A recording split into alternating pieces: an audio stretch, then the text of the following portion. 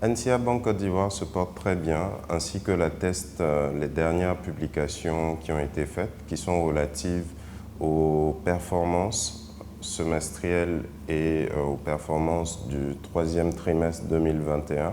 Nous sommes en progression pour ce qui concerne les performances semestrielles de plus de 250% et pour ce qui concerne le troisième trimestre 2021 de plus de 200%.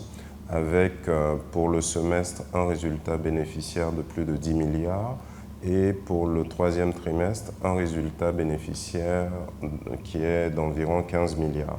C'est donc là des éléments qui attestent que l'établissement que je dirige se porte bien.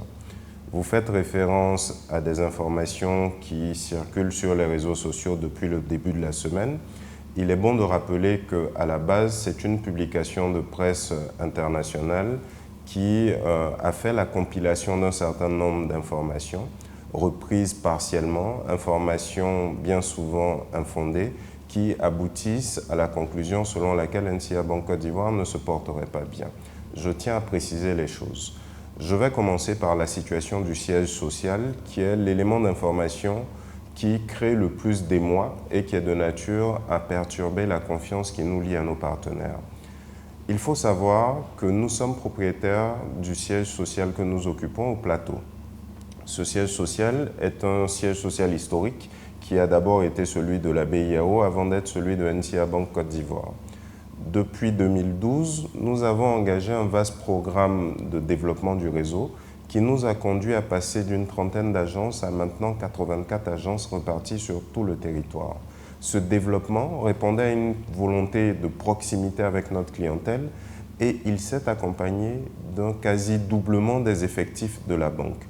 Si je vous dis que les effectifs ont doublé, il n'y a pas besoin d'expliquer davantage pourquoi nous sommes aujourd'hui à l'étroit dans les locaux que nous occupons au Plateau.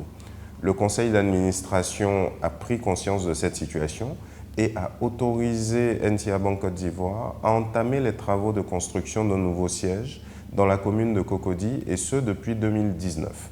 Ces travaux devraient aboutir à la livraison au cours du second semestre 2022 et c'est en préparation de notre prochain transfert à Cocody que nous avons commencé à rechercher des repreneurs pour le siège du Plateau.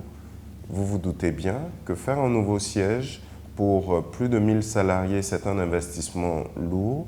Il n'y a pas de raison qu'on décide de conserver l'ancien siège, qui est un bâtiment, un investissement amorti, qui ne correspond plus à nos besoins et pour lequel nous n'avons pas à opter pour une solution de gestion locative. Donc c'est juste une décision de gestion qui consiste à dire on se dote d'un nouveau siège, on se sépare de l'ancien siège, c'est sans lien avec d'éventuelles difficultés qui en réalité n'existent pas. Il était important de commencer par la situation du siège social parce que j'ai lu dans certaines publications qu'on le qualifiait de bijou de famille. Retenez que si on doit avoir cette qualification, nous nous séparons d'un bijou pour en obtenir d'autres plus importants, plus valorisants et surtout mieux adaptés à nos besoins et qui nous permettront de placer nos collaborateurs dans de meilleures conditions de travail. Donc nous aurons donc de meilleurs bijoux de famille. Quant aux autres biens qui sont évoqués dans les publications auxquelles vous faites référence, il faut savoir que notre établissement a une activité de recouvrement qui consiste à aller rechercher ce qui nous est dû par un certain nombre de débiteurs défaillants. Et dans le cadre de ce recouvrement, nous aboutissons bien souvent à la situation dans laquelle nous devenons propriétaires de biens immobiliers sur lesquels nous avions des hypothèques. En général, ça se fait soit par voie d'adjudication au terme d'une opération de saisie immobilière, soit par voie de dation dans le cadre d'un règlement négocié avec les clients. Quand nous devenons propriétaires de ces biens qui ne sont pas liés à notre exploitation directe, nous avons l'obligation de les remettre en vente dans un certain délai. C'est ce que prévoit la réglementation. Et nous ne le faisons pas en cachette puisque nous procédons régulièrement à des publications dans la presse qui comportent des avis de mise en vente pour informer toutes les personnes intéressées de ce que l'établissement met en vente un certain nombre de biens qui peuvent correspondre à leurs besoins. Et à ce moment-là, on les oriente soit vers notre direction de la logistique et du patrimoine, soit vers nos notaires pour entamer les discussions. Ce n'est pas spécifique à notre établissement. Toutes les banques de la place le font quand elles réalisent des opérations de recouvrement. Donc je peux comprendre que quand il s'agit de NCA Banque Côte d'Ivoire, ça suscite de la passion. Nous avons l'habitude de dire au sein du groupe que NCA est une passion ivoirienne, mais même dans la passion, il faut garder une certaine mesure. Et surtout, quand on veut donner des informations de cette nature et en tirer des conclusions, il est préférable d'avoir la précaution de se rapprocher des dirigeants de la banque pour savoir pourquoi, comment et quand sont menées un certain nombre d'actions. Donc ça, vous voyez, c'est un raccourci qui a été pris par un certain nombre d'organes qui ont décidé de reprendre la publication à l'origine de toutes ces informations erronées. À la base, la publication d'origine ne parlait pas d'endettement de NCA Banque Côte d'Ivoire. C'est normal, elle ne pouvait pas le faire puisque le prêt qu'elle évoque n'a pas été accordé à NCA Banque Côte d'Ivoire, mais à une société liée au groupe NCA qui est détenue par le président Jean Kakou Diabou. Cette société emprunteuse n'a pas de lien direct avec nous, n'est pas administrateur chez NCA Banque Côte d'Ivoire, n'est pas actionnaire de NCA Banque Côte d'Ivoire, n'a pas bénéficié de concours de NCA Banque Côte d'Ivoire. C'est un prêt qui a été contracté dans le cadre de relations d'affaires auprès d'un organisme partenaire. C'est un prêt qui a été régulièrement remboursé sans qu'il n'y ait besoin de solliciter l'intervention de NCA Banque Côte d'Ivoire. C'est donc une opération à laquelle nous sommes totalement étrangères, qui s'est bien dénouée. Nous saluons ce bon dénouement, mais nous n'y avons pas joué de rôle. Donc partir de là, de cette situation de prêt, pour arriver à la conclusion que nous serions endettés au point de devoir nous séparer de nos bijoux de famille, c'est à minima une création de l'esprit, sinon, si on veut bien regarder, l'expression d'une volonté de nuire. On ne veut pas être parano, on ne veut pas verser dans des théories complotistes. Nous considérons qu'un certain nombre de personnes intéressées par la situation de NCA Banque Côte d'Ivoire n'ont pas pris la précaution de rechercher les bonnes informations, ont publié des informations qui s'avèrent fausses et nous procédons donc à la correction. Quand vous regardez nos indicateurs d'activité, nos indicateurs de performance, tous les indicateurs sont au vert.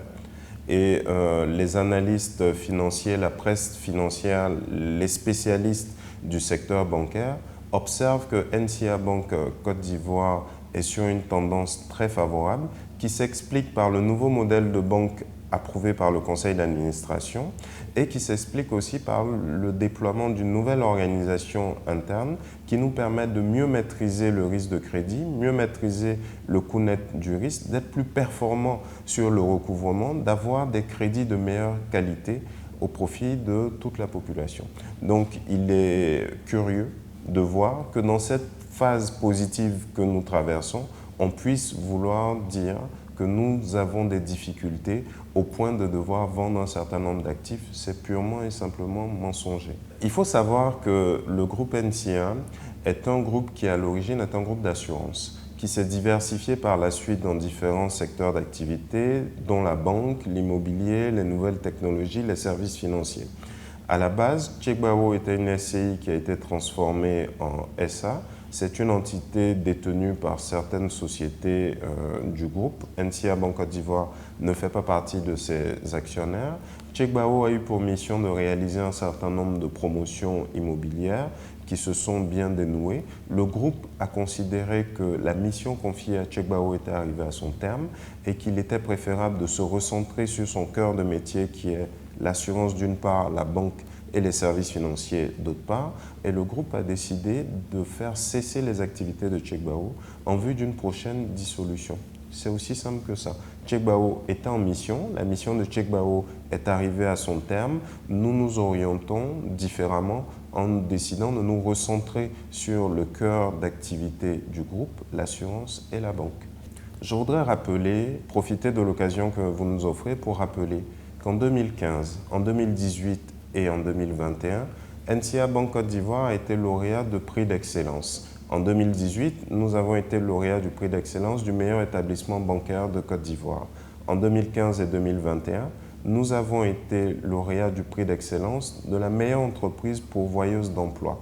NCA Banque Côte d'Ivoire est donc une entreprise responsable qui prend sa part dans le développement de la Côte d'Ivoire, qui sert les entreprises, grandes entreprises, PME et les particuliers, qui se tient aux côtés de l'État de Côte d'Ivoire pour le développement du pays. C'est une entreprise qui mérite d'être accompagnée, qui mérite d'être soutenue. Et je rappelle ces 3 prix d'excellence pour dire à nos clients, à nos partenaires qu'ils ont raison de nous faire confiance.